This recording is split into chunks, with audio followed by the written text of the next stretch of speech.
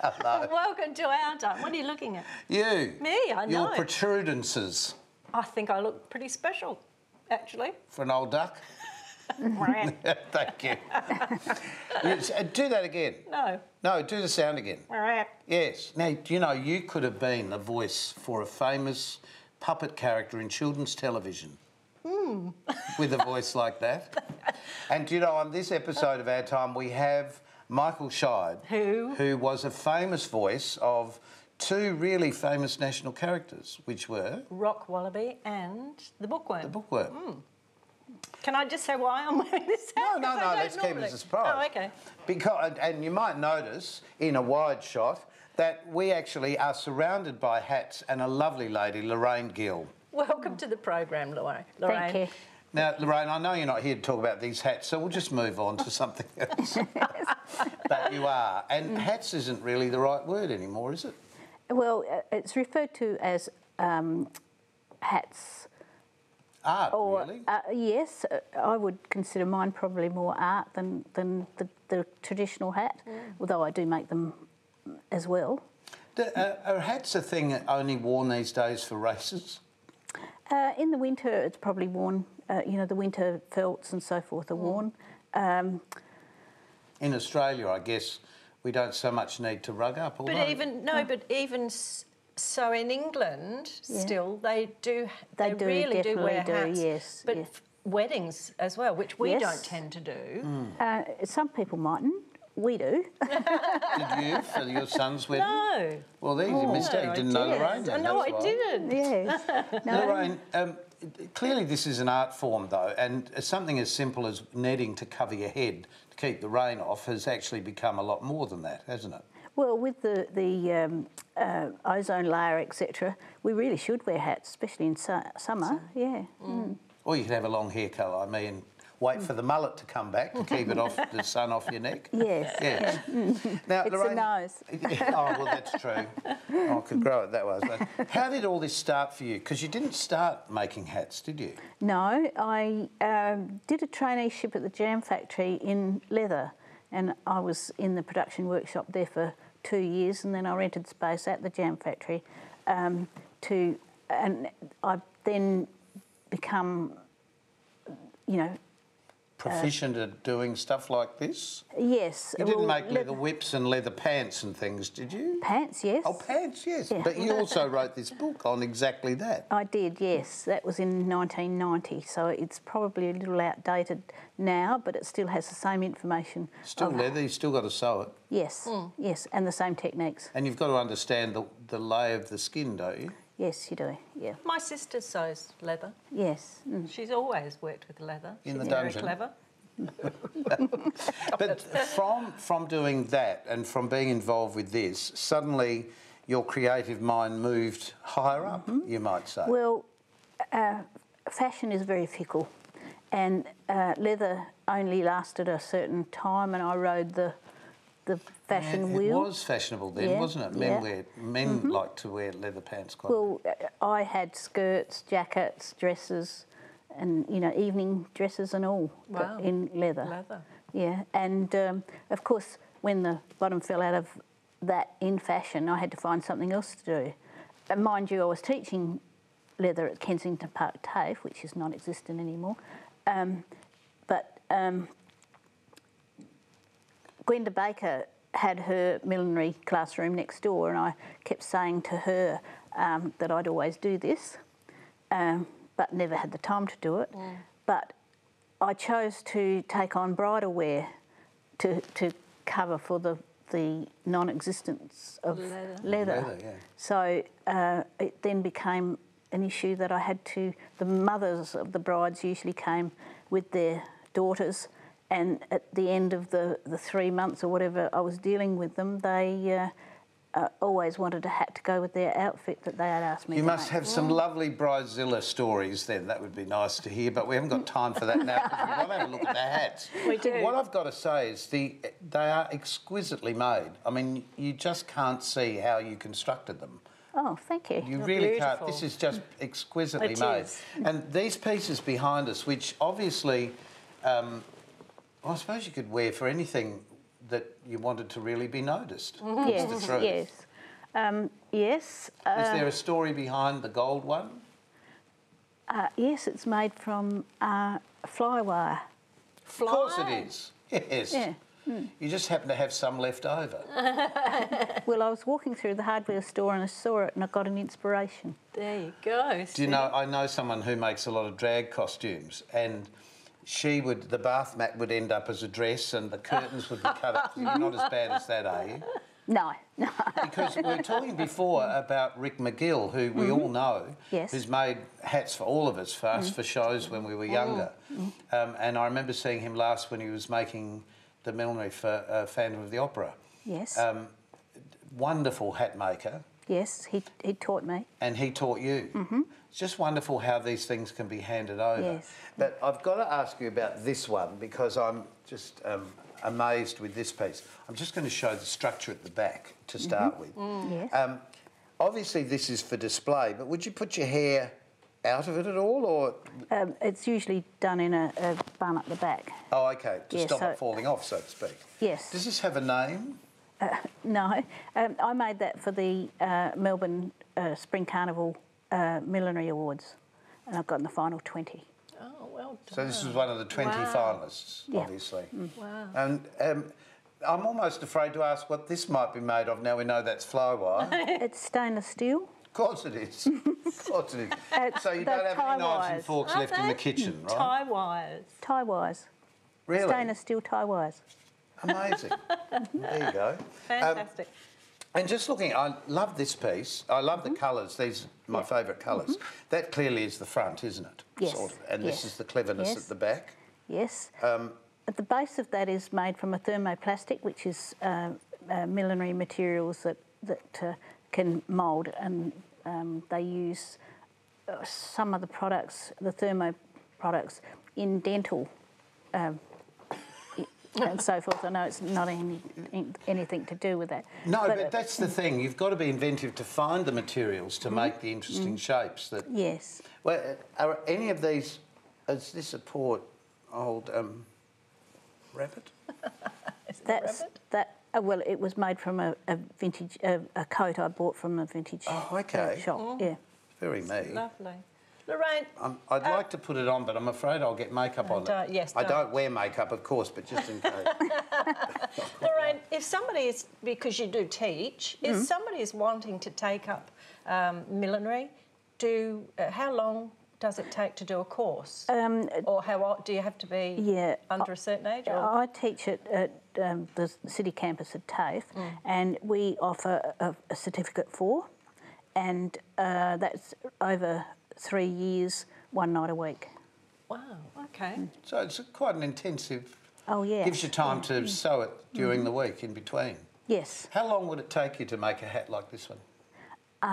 Well, I usually make 3 or 4 at a time, and I just... Because there's a lot of time in waiting things to steam, you steam them, and they're all needing to dry. So, you know, I sort of estimate that 4 to 5 hours, you know, by the time you hand stitch everything. Yes, but there is a lot of... Because I know what these come as, you know, that just floppy felt thing that you've got to suddenly turn into a proper shape. Fly wire, not sure about that. The yellow one there, that looks like a vinyl... Is it leather? It's leather. It's leather? Leather, yeah. And the red one is... That's a product called Cineme, and that's a family of the abaca leaves, like pineapple and banana. Oh, really? That's stripped. And the feathers, did you chase and chook around? Oh, the same with this? That's a silk abaca, as opposed to the Cineme is all... Right. Did you personally hand bead all of this one? I'll leave it there. Yes, I did. Yes, I did. I'll just turn it more for the camera so you can actually see. Yeah. It glistens. It's lovely. And Yeah, it's I'm stunning. quite partial to this black one. I would have put it on back to front, of course, because I rather fancy the fluff in the front. But That's a straw cloth, which is a vintage product that's not very available now. That straw Yeah, it's a straw cloth. that you would have made a straw hat from originally. No, it's like a material, but it's woven, soft woven straw. Oh, lovely. Well, amazing. It's just fascinating to know, what do you think the future will be for millinery? Will it always be like a work of art to stand out in a crowd, do you think? Or do you think it's going to come back to a practical time where people will wear more hats because of the sun? Well, change in the climate? I would like to think that, because it's getting worse, isn't it? So, but, you know, I have to say that I've been dressmaking and so forth, and I usually design my own garments. And the one you're wearing? No, I didn't. Oh, you missed out there, because I Yes. was about to compliment you. Thank you. But it's nice anyway. But when you're doing hats, you can go over the top far further than you can with garments. I mean, you have to bend and turn in garments, whereas with a hat sits on the top of the head. More solid. And you can go crazier, you know, when you're designing, and all sorts of ideas float into your head. So if some of the girls, and some of the boys for that matter, are interested in taking this up, we've already explained how to do that, but you might like to sort of puddle around at home, or maybe you're finding a hat shape that you want to dress up. Is there a place that you can buy accessories and things? Is this sort of a common, not so much here in just South Australia, but common to the country? Yeah, in South Australia we don't have any millinery supplies other than the thermoplastics. We have leather, of course, but it's unrelated to hats, their business. But we have to go interstate or overseas. Is that difficult to get the stock? Not with internet. No. Yeah. No, of course, that's changed everything, really. Yes, it has. And I guess it's also a way of displaying what you're capable of doing to a much broader market right around the world. Yes, yeah. Lorraine, it's been really lovely to talk to you. Now, the real reason you're here, we just have to talk about this really quickly, is that there is this special convention coming. Yes, on July the 9th to the 15th is the Hats Off to Adelaide Millinery Convention, and we're expecting about 110 people at this stage, hoping to be more. And we've got 11 tutors, 2 of which come from overseas. We've got a trade day where the traders from interstate are coming in to so they'll find where to source those things. Yeah, and anybody can go, and it's at the TAFE, in the atrium at the TAFE. Here in South Australia? Yes, yeah. Well, if you're interstate and you'd like to find out more, perhaps you could come to Adelaide for a weekend. Yes, It'd be fun, wouldn't it? Yes. There's varied classes, and if anybody's not a milliner or a millinery student, anybody off the street could learn techniques. I mean, there's many who really aspire to be milliners, but they haven't got the time to dedicate 3 years to it. So this would be the golden opportunity. Would be a great way to pick it up. Yeah. Lorraine, thank you so much for being part of our time. This is just lovely. Thank you for bringing it all in too. And we're about to introduce to you the voice behind those brilliant children's characters, Michael Scheid. We'll be back in a tick.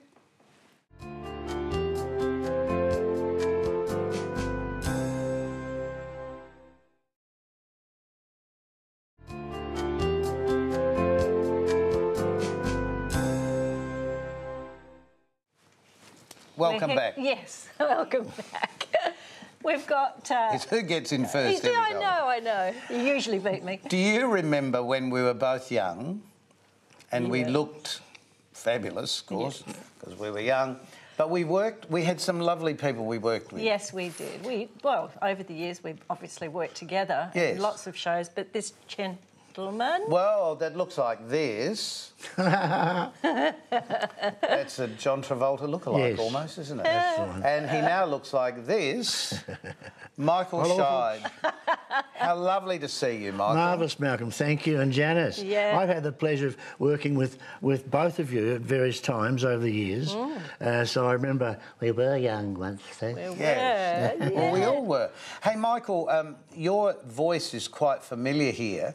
But before we just talk about that, you've had a fascinating career for a very long period of time. Yes. You've had 5 kids that you've brought up on an actor's salary. That must have been difficult. Yes, yes. And that's turned your hair white. It has indeed. Yes. But I've had a few little sidelines going, various other occupations and so forth that have kept me And it's busy. always been about voice, hasn't it? Usually so, yes, because I did the voice for, oh gosh, Rock Wallaby, Curry Copper, boing boing. Yes. Clarence Wallaby, if re-elected, I hereby promise. And who else? Oh, Bookworm. Of Hello, course. Dean, hello, Britain. Well, we'll talk about them in a minute because it's the other voice that people who've been watching different forms of television would have heard you commentating. Well, I've actually done some voiceover work with Speedway, drag racing, speedboats, go-karts. I once went for a drive in one of the drag cars you see there. I'm holding the microphone.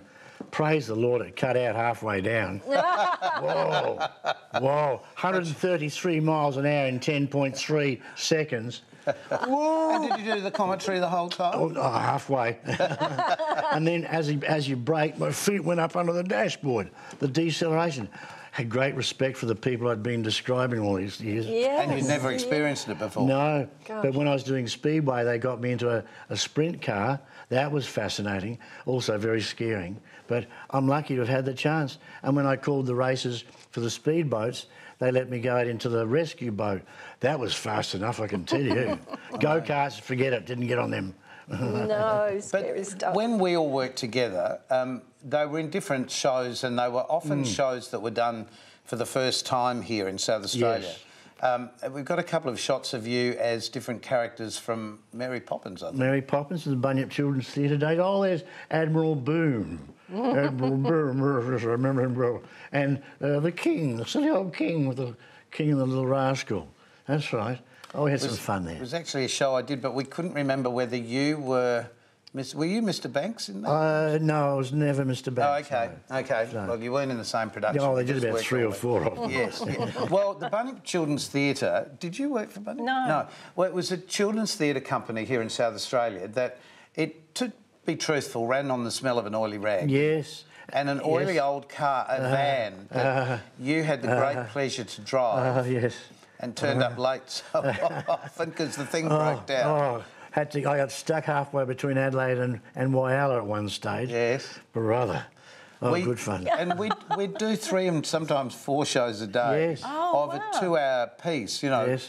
It was really hard Very work. exhausting, But but fantastic reward. It was fantastic, and they are when people like us get together, they're the stories you remember. I'm sure. I'm sure you're similar. When you meet up with a bunch of friends, you suddenly remember all these good times, and they were good times. They were. They Marie honest times. Tomasetti and Tony Roberts ran the Bunyip Children's Theatre, and Tony saw me in an amateur production of The Ferry years ago and asked me to join them.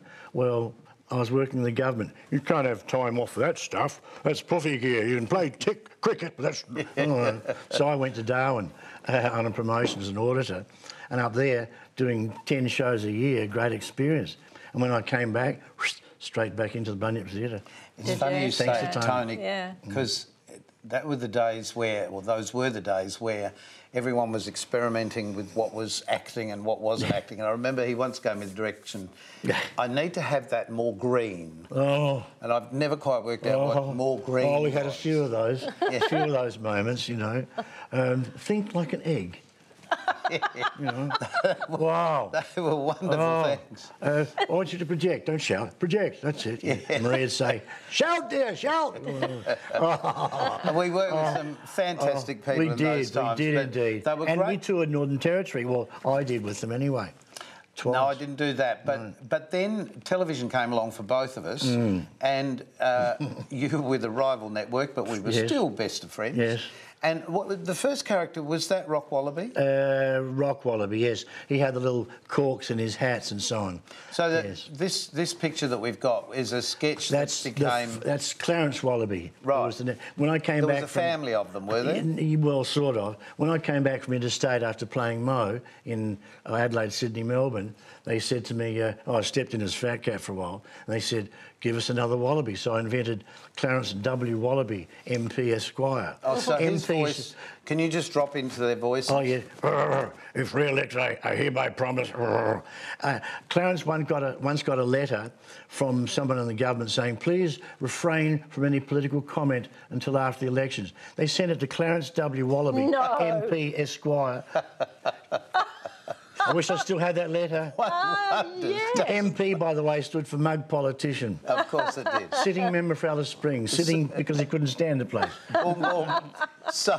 But that's when I met Michael after many years that I replaced Jane Riley on the program Early Birds, Saturday morning program, and you were then Rock Wallaby. That's right. So what was his Clarence voice? Wallaby. Was Clarence. Clarence, yes. Rock was curry copper, boing, boing.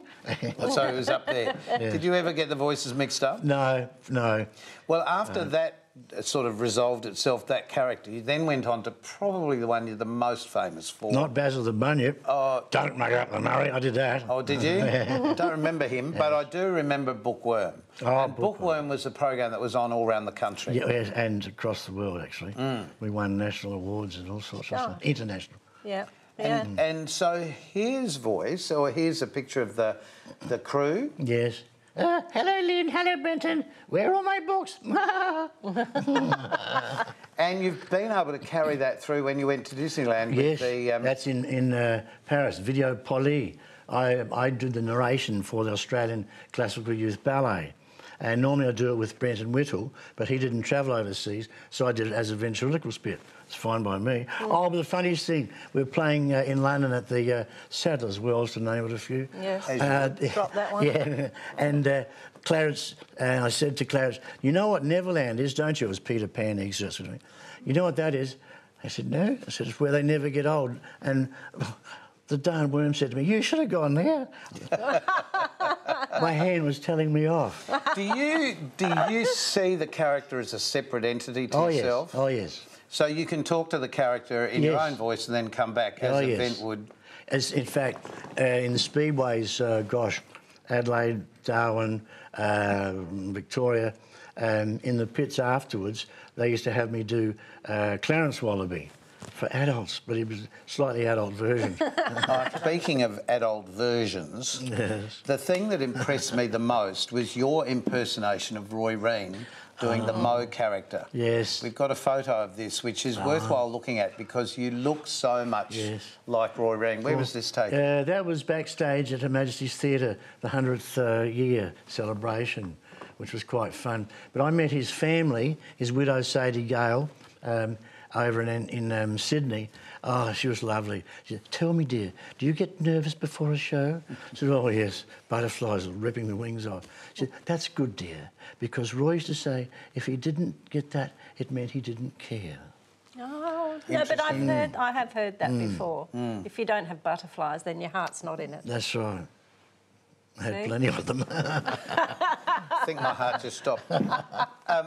Did you ever see him perform? Oh, no. He died back in 1954. But the only memory of him is a film where he actually grew a beard instead of the makeup. They wouldn't let him do his drawn-on bit called Strike Me Lucky, 1932. But I used to hear him on radio, Mackackie Mansions, 5DN, and that got me interested. And from that, I could visualise him.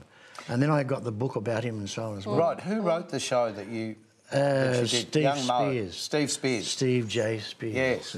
That wrote the play. Young Mo. Yeah. No, but what was the play? Oh, he Benjamin Franklin. Yes, Benjamin Franklin. Yeah. Believe it or not, he used to help me paint scenery, do the backgrounds for me. He was a stage manager of the pantomimes that we used to do at the Royalty Theatre. Oh, golly. So it's just amazing. When you're young, the people that you actually meet along the way and the things that you can achieve with them. And then when we're this age again, I'm sure this has happened to every generation before, but when we're this age again, you just sort of, it's such a joy to think back. Michael, we'd like to talk to you some more, so just sit and look pretty for a minute. Stay where you are. That's a hard one. Don't move a muscle. And we'll be back in a tick.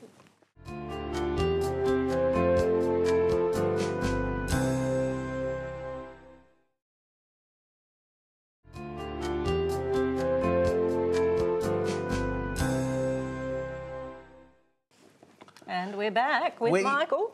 With Michael Scheid, actor extraordinaire, voice-over and voice specialist. Yes. And all that.